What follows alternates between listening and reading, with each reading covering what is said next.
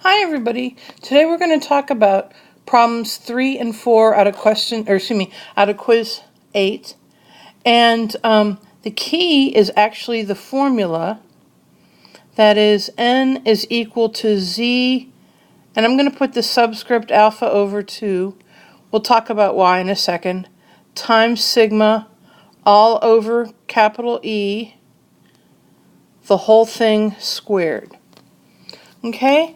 Now, the z with the alpha over 2, I'm going to show you what that means with the bell curve in a second.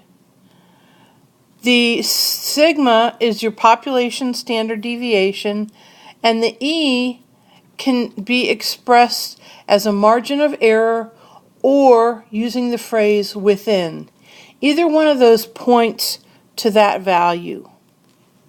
So let's look at the z with the subscript alpha over 2. So you're always given a confidence level. Maybe it's 95 or 97 or 98 or something. Let's just say for argument it's 98. So if it's 98, you have 2% left over. But we know that the bell curve has symmetry. So if you have symmetry, you have 1% or 0.01 here and 0.01 there. Okay? So what you need to do then, instead of looking up 98, is to look up 99. All right? Does that make sense? Good. Okay, because you're going to look up what you have over here. You're going to essentially start from here and go here when you look up the value. Don't worry about this. You're looking up a cumulative value for here.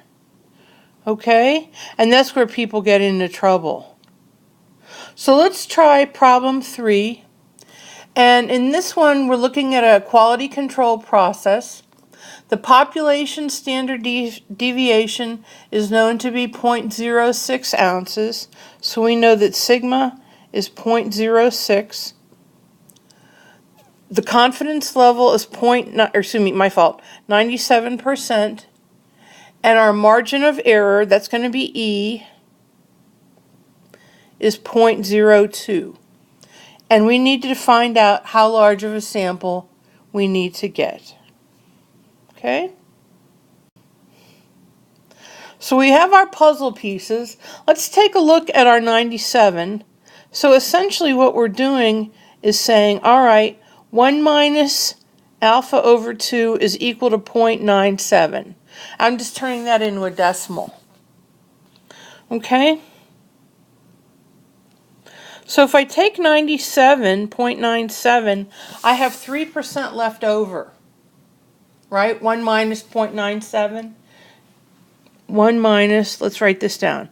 1 minus 0.97 is equal to 0.03. So that's 3 left over. But I have to divide that up into 2 pieces. And they have to be symmetric. They have to be equal.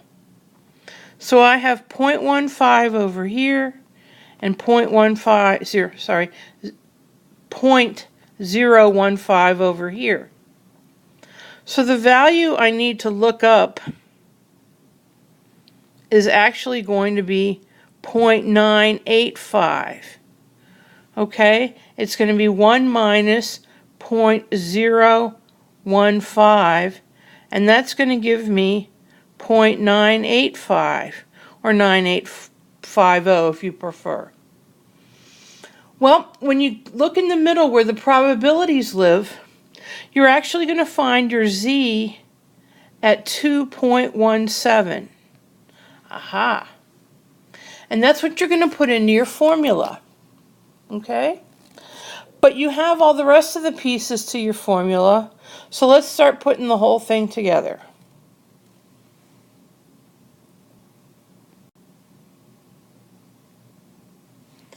So you're going to have n is equal to, and then in parentheses, 2.17. There's your z, times your population standard deviation, which is 0.06, right?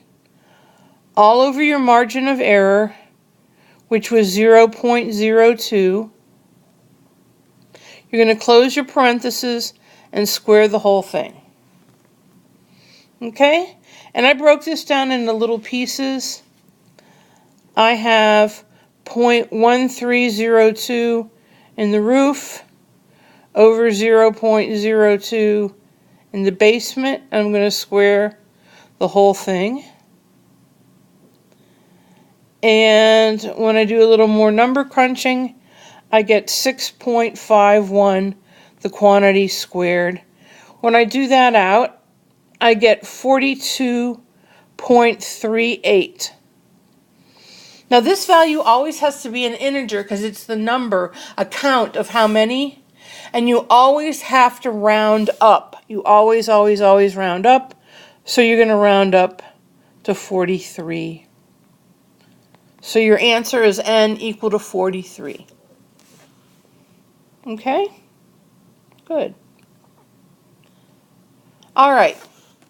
Let's take a look at problem 4, which follows the same procedure, but it's kind of sneaky. Let me turn my page here. It's got a lot of extra numbers in there to kind of throw you off. So let's put our formula back. So you have z at alpha over 2 times sigma over the square root of e,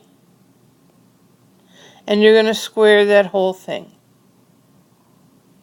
Okay, so you're given your sigma of 4.1. Now in this one, it doesn't say margin of error, but it uses a word within. Within is the same as margin of error. In this particular case, within 5. So E is 5. Okay?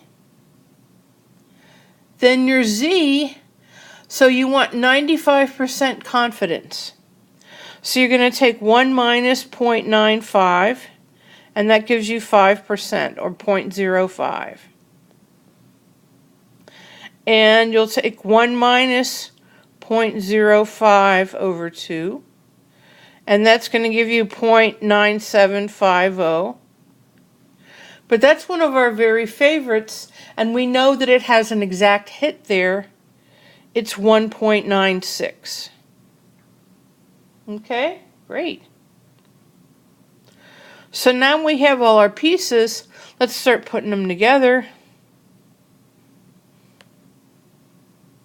Way back. There. So I'm going to have n is equal to 1.96 times 4.1